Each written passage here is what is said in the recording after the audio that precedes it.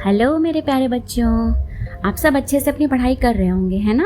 क्योंकि अब तो ज़्यादातर बच्चों के ऑनलाइन एग्ज़ाम्स भी शुरू हो गए हैं, तो आप सबको मोबाइल से अपना सारा काम नोट डाउन करना पड़ता होगा और आपकी आइज़ स्ट्रेस्ड हो जाती होंगी।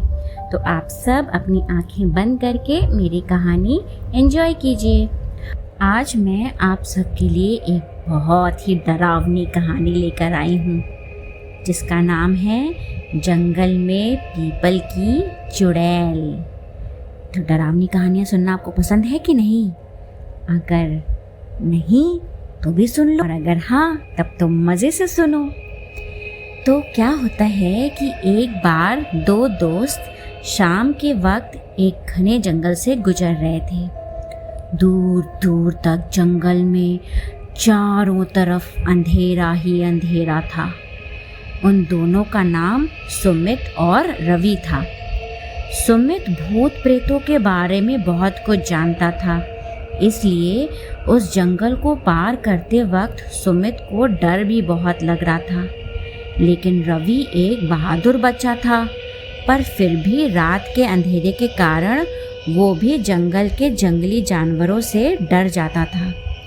इसलिए दोनों दोस्त जल्दी जल्दी जंगल पार कर रहे थे, ताकि दोनों समय पर अपने घर पहुंच जाएं।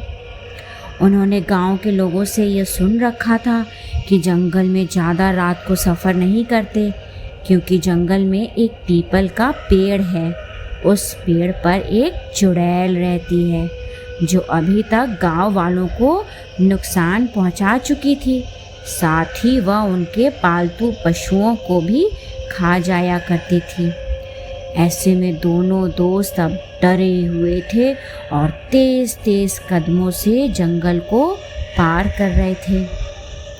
तभी अचानक उनके पीछे एक बूढ़ी अम्मा आती हैं, जिनके बाल खुले थे और सफ़ेद थे। ऐसे में सुमित तो डर के मारे चिल्ला उठता है और बचाओ बचाओ बोलता है।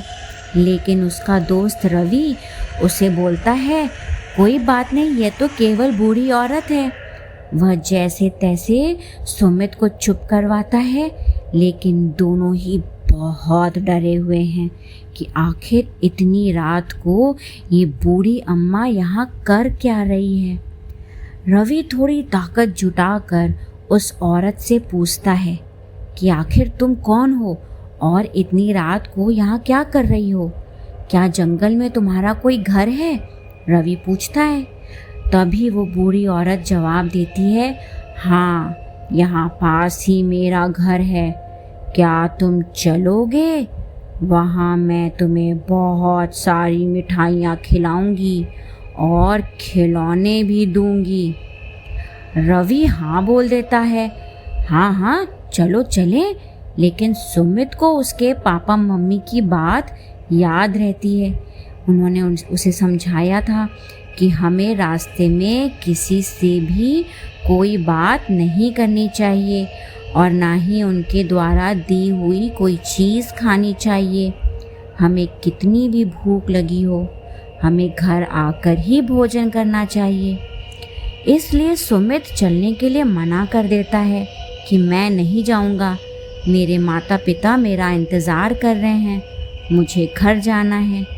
लेकिन रवि नहीं मानता और वो सुमित से कहता है, ठीक है, तुम्हें घर जाना है तो जाओ, मैं तो इनके साथ जाऊंगा और इनके घर बने स्वादिष्ट पकवान खाऊंगा। सुमित उसे बहुत समझाता है, लेकिन रवि उसकी एक भी नहीं सुनता और बूढ़ी अम्मा के साथ चला जाता है। इधर सुमित जल्दी जल्दी घर पहुंचकर अपने माता पिता को यह सभी बात बता देता है। कुछ देर बाद सभी गांव वाले जंगल में रवि की तलाश के लिए निकल पड़ते हैं। थोड़ी दूर जाने पर पता चलता है कि रवि को पीपल की चुड़ैल ने पकड़ रखा है और वो उसे खाने वाली है। ऐसे में सुमित अपने दोस्त को बचाने के लिए पीपल की चुड़ैल पर हमला कर देता है और अपने दोस्तों को उसके चंगुल से बचा लेता है। पीपल की चुड़ैल इतने सारे गांव वालों को एक साथ देखकर वहाँ से भाग जाती है। इसके बाद सभी लोग अपने अपने घर चले जाते हैं और रवि अपने दोस्त सुमित को धन्यवाद बोलता है और कहता है अब मैं ऐसा दोबारा कभी नहीं करूँगा। तो देखो बच्चों, इस कहानी से हमें क्या पता चला? डरावनी तो थी, पर इसने भी मैसेज दिया कि कभी किसी अनजान व्यक्ति से कुछ नहीं लेना चाहिए और ना ही उसके साथ जाना चाहिए और ना ही उससे कुछ खाने की चीज़ लेनी चाहिए। हमेशा अपने माता पिता की बात मानो और उनका आदर करो और अनजान व्यक्तियों से बच के रहो। ओके बच्चों, मैं अगली बार फिर एक नई कहानी लेकर आऊँगी। तब तक के लिए बाय बाय।